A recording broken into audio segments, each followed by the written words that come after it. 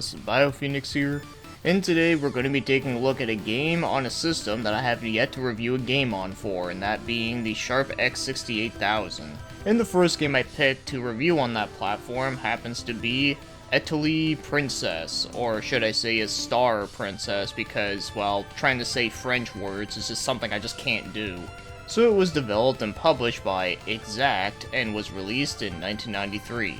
And it happens to be a top-down shooter with a fantasy setting.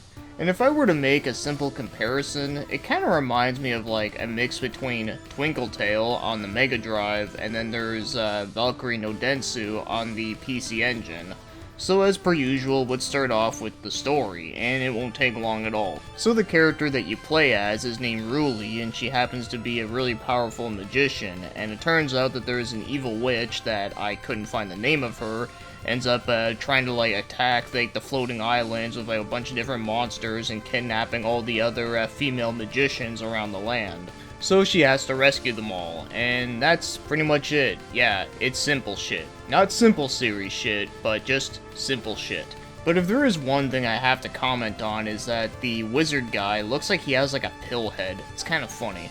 So moving right along, let's talk about the main reason why you came here for, the gameplay. So, as I said, the game is a top-down view perspective, and you just gotta like run around and you gotta shoot the shit out of all the monsters that try to attack you, and the entire levels are done in like a maze-like fashion. So as you go through the levels, there's many different treasure chests that you gotta pick up that have items within them, whether it be ones that can heal your health back up or gain your maximum amount of health, or ones that can gain back your MP. And you can also find other stuff like a map and compass, but the compass in this game doesn't do what you think it would do. Instead, it allows you to feel for like any spots where you might find some additional treasure chests. And the MP is for using your special attacks, which are used by holding down the attack button. But holding it down means that you have to let it charge, and if you get hit while it's charging, then it will completely stop. Also, if you hold it for too long, then it just won't work, so you just have to do it at the right time. So you do have an inventory system in this game, and during with the inventory, other than looking at your items and your map, you can actually switch between different characters that you rescued along your way. And all these characters have different types of projectile shots, which is pretty nice, although unfortunately they do share the same health bar as you. But you can only have 3 characters in a party, and of course you have to have the main red-haired character Ruli, but the other 2 though you can switch out with any ones that you collected along the way. And the main objective is that you just gotta get through the levels, fight the boss, rescue the characters, and then move on to the next level. So there's no open world map or like towns you gotta go to and like talk to people to progress through the story, so this game is more arcadey feeling than it is like an RPG. Which is why I do compare it more towards Valkyrie no Densu than I do with The Legend of Zelda. And another thing that it shares closer to Valkyrie is that you can actually jump in this game. And yes, just like that game, there is some platforming elements in here too. So now, let's get talking about the game's controls. And this is one of those games that you have to play with a keyboard, which makes sense because, you know, that's what the Sharp 68000 has.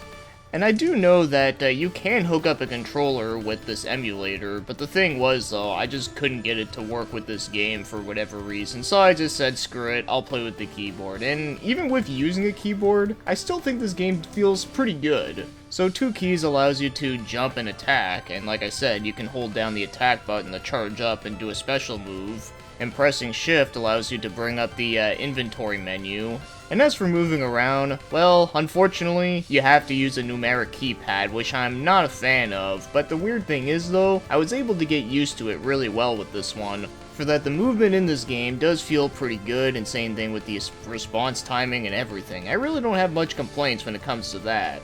But some small stuff that I should mention here is that I do find that the platforming in this game can be a little bit tricky, but it's not because of the controls, it's more because of the perspective of the game, is that sometimes it can be a little bit tricky to like make your mark, but that seems to just be with most games in this perspective that have a jump button. And lastly, when there's a lot of like action going on screen, there is a little bit of a slowdown here and there, but it's very rare though that I've seen it, but it does happen on occasion. But it really should not be a problem though, because I do find that the game for the most part is consistently pretty smooth. Like, if you've played enough AAA games that have like a lot of slowdown issues all the time that people always start bitching about all the time, well, if you can play through those, you can play through this no problem. But overall, the controls are good and are easy to understand. So now, let's get moving on to the other things like the graphics, and the graphics in this game are pretty damn awesome.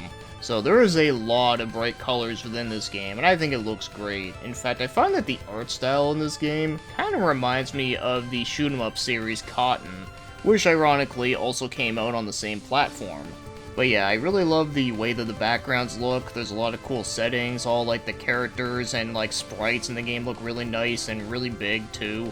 And thankfully, the big sprites in this game don't get in the way of anything. And as much as I do like the main character design in this game, I do feel that some of the characters that you rescue, some of them do look too much the same, but, you know, at least they do have different colored hair, so it does make it a little bit different. But some of them do look different enough, though. And some of the monsters in this game look really cool as well, and same with the bosses. In fact, I really love this Grim Reaper boss the most. He looks badass.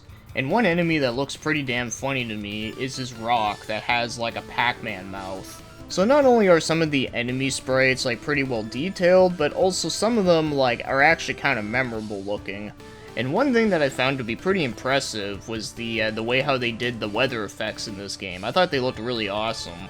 And overall, the graphics in this one I can say are really damn awesome, and I just can't get enough of it. I would even go as far and say that I actually even like it better than some of the PC98 games I reviewed before, and that's saying a lot. And now, as for the game's music, well, I actually did talk about the music in this game in a video I did previously called My Favorite Soundtracks from Sharp 68000 games. And I actually heard the music before I played the game, and I loved it then, but now that I actually played it now, I can say that the music is still kick-ass. So not only does everything suit with like the settings of the game, but also a lot of it is just very catchy, very upbeat, and I personally find the soundtrack to be very memorable. So yeah, there's not a whole lot that I can say that I haven't said before from that video, but I can highly recommend listening to the OST. It's just some good shit. So now, if you want to go out and buy yourself a copy of this game, well, best of luck, because when I tried looking it up, I couldn't find any copies whatsoever. So I have a feeling this is going to be one of those games that doesn't come on eBay very often, but when it does, it's probably going to be expensive as shit, just like a lot of Sharp 68000 games are.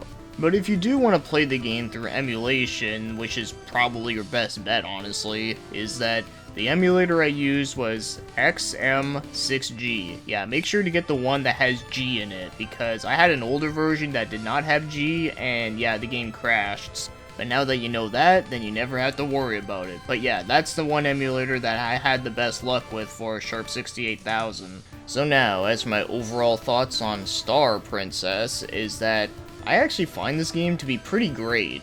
Yeah, no bullshit, I actually had a lot of fun with this one. Like, I found the game to just be very fun, satisfying, and easy to pick up and play. And if you like the two games that I compared it to, being Twinkle Tale and Valkyrie no Densu, then yeah, I think you definitely would like this one. For that, it takes the best of both and does it in a very interesting way that I really liked a whole lot. And of course, you know, I love the graphics and the music a lot. And one thing that I have yet to mention yet is that I find that the game's difficulty is pretty balanced, for that you do get a couple parts that are a little bit tricky at first, but they're not stupidly hard and impossible. And also I find that whenever you die at the bosses, you actually start right like at the boss, so you don't have to like go through like the entire level over again, which is nice. And for the most part, the levels are a pretty good length, although I found that the cave level did go on a little bit too long, but other than that one, I thought all the other ones were a pretty good length enough. So if you're new to the Sharp 68000 and you never played on one before, then this is one I can definitely recommend trying out. For that it's fun, brightly colorful, nice music, and of course the game has some good challenge to it, but nothing that's overly ridiculous. So this being the first Sharp 68000 game that I reviewed, I gotta say, what a great start that was. So I think it's going to be kinda hard to find a game that is like just as good as this, if not even better, but I'm sure there might be another one out there that is just as good. But I think that'll be a fun adventure for when I do. So with that said, thanks for watching, commenting, and have yourselves a great day.